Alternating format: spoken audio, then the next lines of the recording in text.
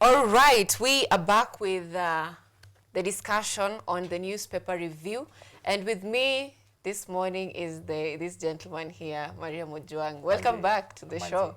You had been gone for a while. I'd missed you over those 30 minutes. Hata mimi nilikuwa nakumiss, but as I was enjoying the conversation. I had envisioned how that conversation will be. That sometimes tushaanza kuzeeka. Sometimes nikikaa na wewe nasikia gai kidogo nimezeeka. So I had envisioned how that interview will be, and it's so important to our brothers and sisters, especially those who are maybe younger than us, aspiring to be in a great university in this country, but they don't know nenda kampo kudu. Na ndio maana KU Career Week inaanzaga na wao Saturdays. That Saturdays ni siku yenye over 150 schools, high schools have confirmed they will be here. We are talking about over 10,000 students spending the whole day in KU, like an exchange program, like a benchmark. Iyo last mile connectivity huwa inafungua kila mwanafunzi akili. Yeah. I will give you an example and tie it maybe with a friend of mine who passed on yesterday. His name is Aol Matthew Nyamlori. May his soul rest in eternal peace. When we were in high school, we used to come to Kenyatta University every August for Equity Wings to Fly leadership and mentorship program. So we used to spend our day in the amphitheater interacting with KU, and then vacate to our residence, which was Nyayo. So we used to have that experience of how a student in Kenyatta University behaves. How do they conduct themselves when it comes to matters of academics, the leadership style. By then, KU or KUSA politics were so high, vibrant. At the time, bado kulikuwa na tukaa Babu Owino in Sonu. And that period, every August, shaped us into wanting to go to Kenyatta University. And our parents, up to date, have never regretted. Maybe wanashanga hii kampo watu wenda na hawa but you see hiyo ni problem yenye tuko nayo when other families like on Daily Nation, Odinga family is partnering with Shabal's family, Suleiman Shabal, on 120 billion housing project. Back from where we come from in our communities, our parents are still seeing their children as an investment. I've suffered to take you through education so that one day, one time, utatuokolea. Then you go to campus, umemaliza hakuna kazi. But that's the important thing of going to campus, because in the previous discussions we've talked about having connections in campus, because Odinga could not be having such a partnership if he had not known a few people, or if he had not been educated or well connected. Exactly. So it's one thing about going to school, and also another thing about you creating your connections in school. Wallahi billahi. Yeah. So that's where KU Career Week comes in. Get to connect all these people. Umesikia ukisema kuhusu connections na mahali zinapatikana. Ni hapo. Yes. Campus haikuagi at your class peke, interact with your lecturer. No, it's even outside world. These lecturers give you projects. These projects are community centered. Tokea, fanya hii, andika thesis. Then tunakupatia cheti. Yes. Kuja sasa business leaders. Tumesema unamaliza shule unapata hakuna kazi. Wewe utatengeneza kazi lini? So kingia Career Week unapatana na our business leaders. Wanakuambia si lazima ukae hapo uajiri. You can use your skill kujiajiri na vitu kama hizo. It's so important. So I was eager to hear how the conversation will go with Sylvia Anyango, Consolata Werimo, the Vice President of KU Toastmasters, the Gabas Club, and the chairperson of KU Students Career Week Committee. Yeah, Eric. Eric is also an MC. He's a brand manager. So students interacting with him is a plus. A very good conversation imekuwa hapo hivyo. Na gazeti nazo zinawaka zaidi. Yes, now we are going to begin with the standard. We are going to begin with politics actually. The return of sycophants. And just to begin, how do you understand these sycophants? Like, not from a political perspective. Now let's understand it from a grammar perspective so that our viewers understand why the Standard is having these big headlines. So we want to understand what are sycophants. And to my understanding, these are people who, I would call them people pleasers. They sabotage themselves to please those who are above them. To your understanding, who are sycophants? So sycophants, we've seen them this weekend or over the weekend. The last set of sycophants were seen yesterday on Monday in Mumias. A sycophant is someone who is described by the ex-deputy president Rigathi Gachagua as Kuda Gutume. That was on Sunday in Laikipia during a prayer when he talked of Kuda Gutume. That time he was not even referring to people like Peter Kaluma, Homa Bay Town MP, who is saying that the people of Mount Kenya, there should be a way of excluding them from everything. Ndio waache kufikiria wao pekee ndio wanaweza to share kwa State House. He was just talking about people like Maina Jenga, being a gun for hire, being sent. Nenda kimbia. A sycophant does not question. A sycophant would be Boni Halwale if he can't ask a question on hii ndoa yetu na A and C. Tuko wapi sisi? Ama ni tukuje?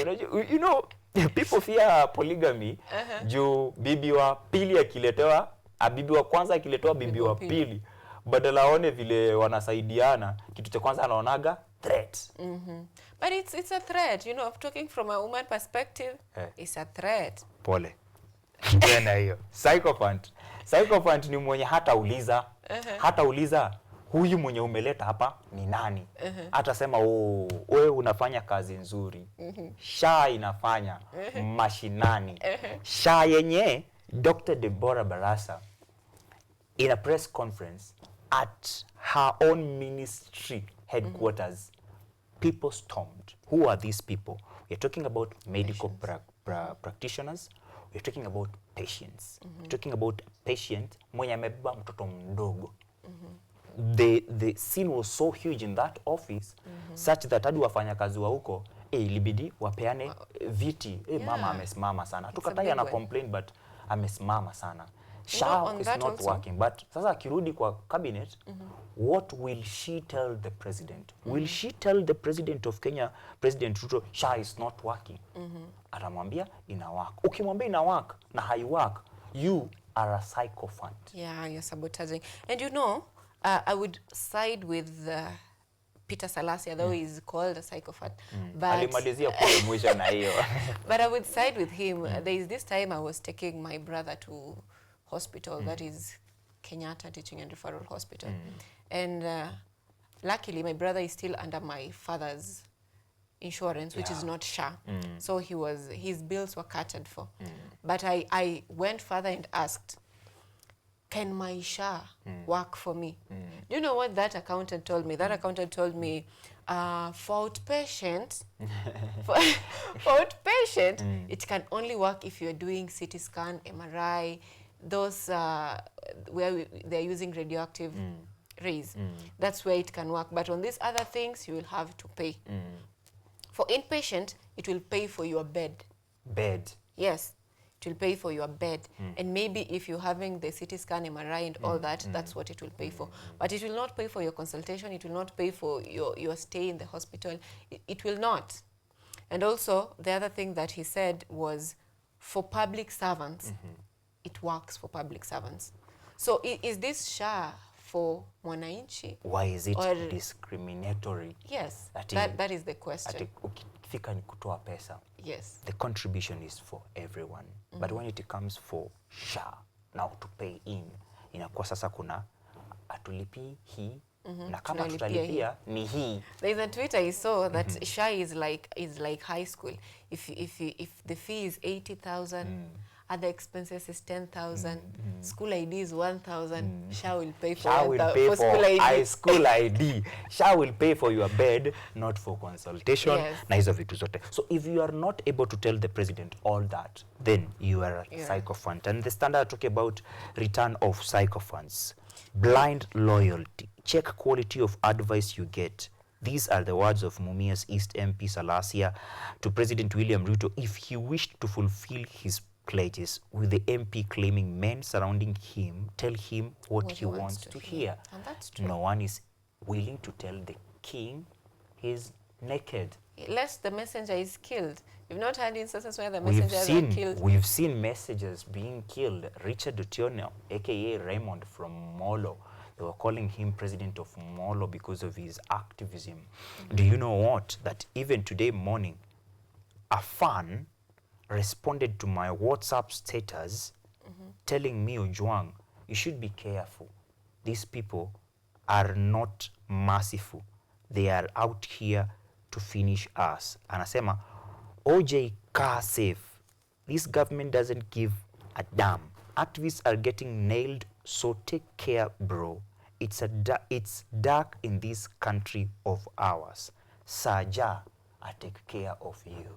And that is quite unfortunate. Coming from a country where we claim we are democratic, Imagine. and everyone is afraid of airing their views, that is quite unfortunate for a country. And just to connect it with the idea of politicians coming out saying their views, others supporting the president, others not, it has created tension. If you look at page, this is page 4 of the Standard, it says ODM leaders mix signals, fuel confusion over 2027 elections.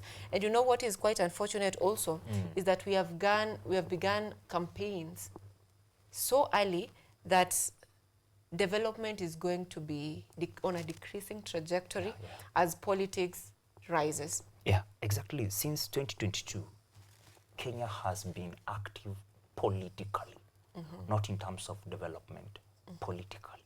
One name has stood out every day, especially on Twitter. The name then must go. It has prominently figured. People have talked about Ruto.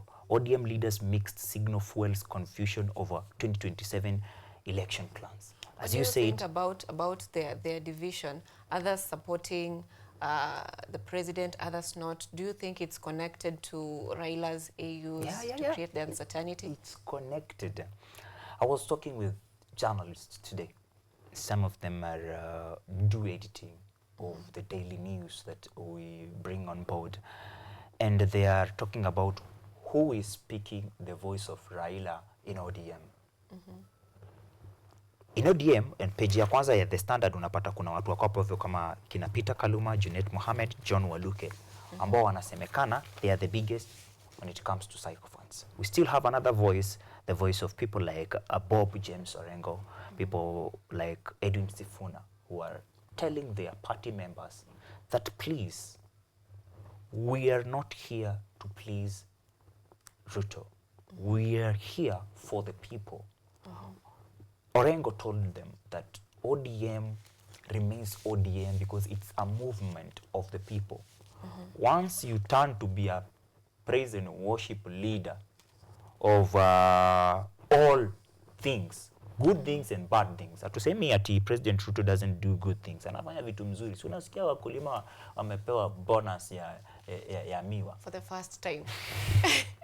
Na inalaunchiwa. How do you spend all that cash to go and launch? So hawa watu ODM imekatika mara mbili. Na hii mara mbili, it's only one fabric that is important. Raila Amolo Odinga.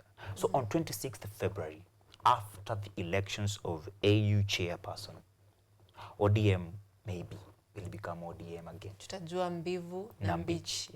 February. Hata hii siasa, unajua tumekuwa tukisema siasa iko. Haijaanza. That's why on the other side unasikia people like the ex-DP Rigathi Gachagua wakisema wana launch chama, hawa launch, tuna launch, hatu launch. It's because wanataka wasome. Tides ziko aje. Now let's keep on politics, on the dailies, the Daily Nation. Uhuru versus Ruto, Season 2.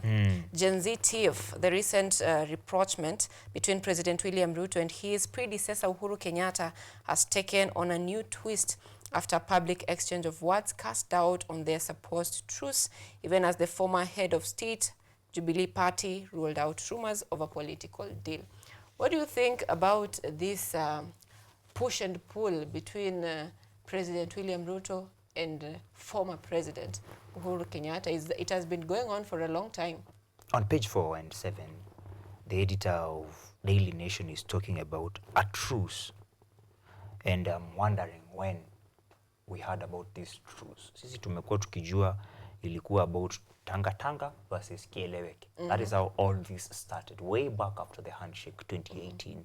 And even rumors are that all this hell broke loose in 2016 when Ruto had tried to convince himself that nasikia kama niko na nguvu ya kubeba huyu mzee 2017. But then akasema tulisema 10 yake, 10 wacha ningoje 10 yangu. But in the middle of the second half of 10, there comes in another person who is Raila Odinga with the famous 2018 handshake. Na hapo hivyo ndo mmoja akasema kitaeleweka, huyo mwingine akasema wacha nitange. From that time we have never heard of a place they came together, the two of them, Uhuru versus Ruto in season 1, at wakaweka truce. What we have seen is a broad-based government, which part of Kenyans are calling bread-based government. Others are saying sininusu mkate, so it's bread-based government. Others are saying that now these people have taken advantage of the Gen Z and the blood that was there during the 25th June na kuendelea protest on anti-finance bill or reject finance bill 2024. That blood gave birth to this government. So they're calling it blood-based government. Looking at the chronicles of everything that happened in between, Yeah. it is quite difficult to predict what is next in this country, because one time Gachagua says it is him who was telling me to spread the motion of 1 man 1 vote 1 shilling, spread the gospel of shareholding government. The next minute it is Uhuru Kenyatta who is pushing Gen Zs to go into the streets, or purportedly not pushing Gen Zs not to be patriots. On the other hand, there is a wave of abductions and other leaders are supporting it. On the other end, there is the talk of 2027, how we will win regardless. So the chronicles of events that involve Gen Z has created quite a tension in this country, and I think we are going to know mbivu na mbichi after the AU election. So tukiingia hapo kwa mbivu na mbichi, there are some truths that may not be true, and we need to engage more with the people of Kenya in a fact-finding mission to know how is this Uhuru versus Ruto, yet we've not had Uhuru maybe vying for presidency. It has all along been Kenya, or the people of Kenya, versus Ruto. About the seasons, we can't talk about them. Anyone who is talking against Ruto for now is talking on a people's side perspective. That's true. Ukitaka wewe ufukuzwe kazi, ongea on vitu zinahusu Mkenya na haziendi vizuri kwa serikali. For example, wewe tokea, ongea kuhusu the guilt you've had over time since October when your son was abducted. Wewe utaambiwa ni mbaya. Another person amke asikie UDA na ANC zinaoana sasa. Wewe ni mbaya. Wewe uulize kwa hii ndoa sisi tuko wapi? Wewe ni mbaya. So anyone mwenye anaongea from a citizen's side is an opposition. Yeah. So Uhuru yeye hakuwa hata hakuna mtu alikuwa amemuita. Kenyans have not called on his help. He is there because he is a parent. He is seeing. Na hata mali ametulia, anatulia hivi anashangana, kasichana kangu uko tu hapa ngena wenzako wako huko nje. What are you doing about your life? You fight for your country. In fact, they were at a burial where they are talking about the cousin of the fourth president hapo hivyo kwa watu wote. Hao watu walikuwa wazee wanasema time yetu sisi tulipigania hizi vitu. So nyinyi mbona mkae tu hapo hivyo? Mbona mkae? Yeah, and I feel like sisi kama youths tumekuwa place ya kukaa for a very long time. I can confirm to you that a lot of people have never voted. But in 2027, everyone, wallahi, if not 80% of the youth will vote. Now let's shift gears to a social issue, I know most people don't like to talk about it, you included, where love goes so when mapenzi yanageuka kuwa chumvi. It's sad. It's sad. It's sad. And on the Daily Nation, we have the tragic end of 3 women. One man in custody, another on the run, the third dead after taking his own life. The aftermath of 3 murders, all the consequence of love gone sour, leaving the families of 3 women grieving and homicide detectives trying to build a case against the prime suspect. And this case of having the family or having people who are in love, and then it turns so at the end. I mean, it's one thing to talk about it, but it's also another thing to find a way of going past it. So many people say, or psychologists say, that it's a problem where the girl child has been empowered, but the boy child is not empowered to live with the empowered girl child. The boy child is empowered to empower the girl child, but they don't know how to handle that. The empowered girl child. We kept saying we need all female to go to school. We kept saying educate a girl child and you educate the community. But we forgot to empower this man so that he can be able to handle this being that is empowered, so that you stop seeing ladies or women or female as competition and see them as partners, people you can work together, people you can contribute your 50%, my 50% of potential. You're sitting on 50% potential. For example, kitambo wangesema wanawake wakae nyumbani, walee watoto, wafanye nini. But hata huko nyumbani, these mothers, let me call them grandmothers, juu wazazi wetu pia wao wajapata mashamba. But the grandmothers walikuwa wanakaa sana nyumbani. What were they doing? Wao ndo walikuwa wanalima, wao ndo walikuwa wanaensure kuna chakula. Ya tukatai bwana alienda hunting nini. But hapa hivi nani alikuwa na take care of sorghum, kupalilia? It's the ladies. And that means they have 50% potential that could transform this country. I was having a look at the US presidential inauguration yesterday. The 2 co-chairs of the congressional party, that is from Democrats and from the Republicans in Capitol Hill, were ladies. And they did a very good job. They were even funny. But in Kenya, it's tragic. The Daily Nation are calling it tragic.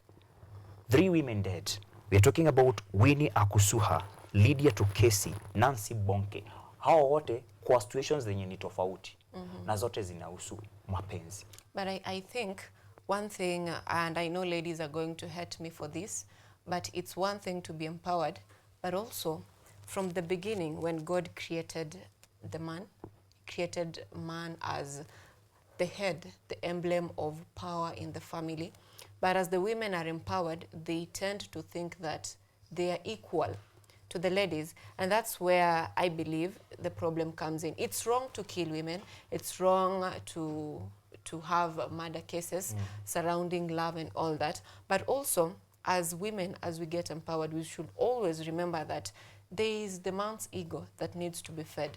Whether you are the CS of this republic, whether you are the president, your husband remains your husband. And he needs to be held with that respect, lest he become defensive. This situation goes on in South Africa, where most of the time when South Africa got independence very late, so most of the men were fighting for independence as ladies were going to school. If I'm not wrong. Yes, as ladies were going to school, the men were fighting for independence. So years later, the ladies are in corporate positions, they are empowered, and the men are home. So that's why in South Africa there is a lot of rape cases and all those things that deals with femicide and all that. The situation is not that much in Kenya, and we hope it does not get to that. But what we are saying is, as much as we are empowered as ladies, we should always remember that the men are the head. The solution is in communication. Yes. The man is the head. Huko ni kwetu, si ndio? but this woman can be ahead outside somewhere. She can be a governor. Now back to as we conclude before you allow to me niseme hii because it's sema ikutoke wacha initoke. Sawa. I said communication. Sawa. So I was listening to someone encouraging people about sawa. Anaambia in Kenya there is a phrase sawa bana. What is sawa bana? Anaambia sawa bana. Oh God. Si useme sawa bana. Why are you saying sawa? Even ndivyo walikuwa naisema. Ndio nakwambia it's about communication.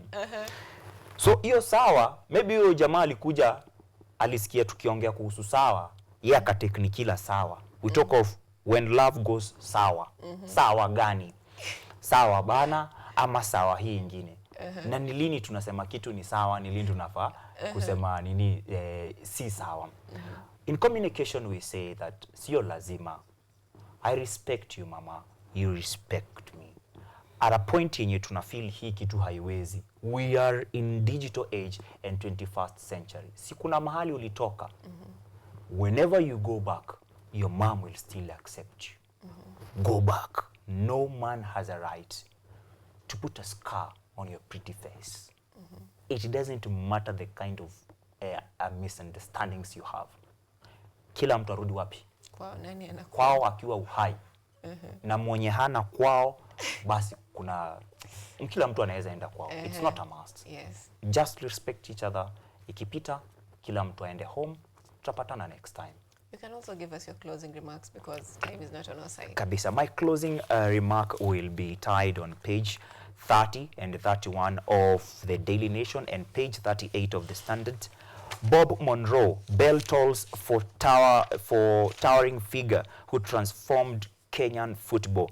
I'm talking about a friend, a mentor, a role model, a person that we that come from ghetto, especially in Roysambu where Mathare has stretched. The founder of Mathare United is also the founder of Mathare Youth Sports Association, which is MISA. I got to know MISA because of attending library sessions in Githurai. Ilikuwa ni mpya imetoka Mathare, ndio hiyo sasa Bob ameingia huko. Bob ameweza kuaga because of an illness yenye ilimtake 6 months. He was born in 1942 and died in 2025. Bob Monroe, Bob ndo alikuwa anajulikana jina lake Bob. Bob Monroe is the founding director Kenya Premier League 203 and vice chairman 203-206. He was also the chairman 207-209, Vice Chairman Kenyan Football Stakeholders Transitional Committee 204, na vitu mingi tena zaidi yenye mtazamaji akisoma itakuwa sawa. Allow me to give my tribute, as I say, may his soul rest in eternal peace. May his soul rest in peace. Tukutane na wao on Monday. Nashukuru. Okay, thank you so much, Ojwang. Now, that has been newspaper review, and thank you so much, dear viewer, for tuning in this morning as we keep you informed, as we keep you educated, and always remember to this week, or it's next week from Saturday, to join Career Week 2025 at Kenyatta University, where you'll get insights on businesses, get to meet mentors and every person we may be helpful in your life. And also on our social segment tonight on this newspaper review, we've said that as you get empowered, always remember that communication is key.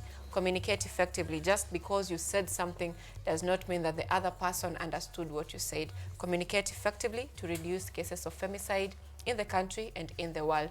That is it for Biashara Tuesday this morning. Thank you so much for tuning in once again. My name is Anyango Sylvia, and with me here is Ojwang, mtoto wa Mariam, Senior Warrant Officer 1, Luteni Kanali. Kuna quote hapa hivi. Occasionally nifunza kusoma hizo quotes. We are completing the show. I just gave you your remarks. Pole. Can cheat, can die.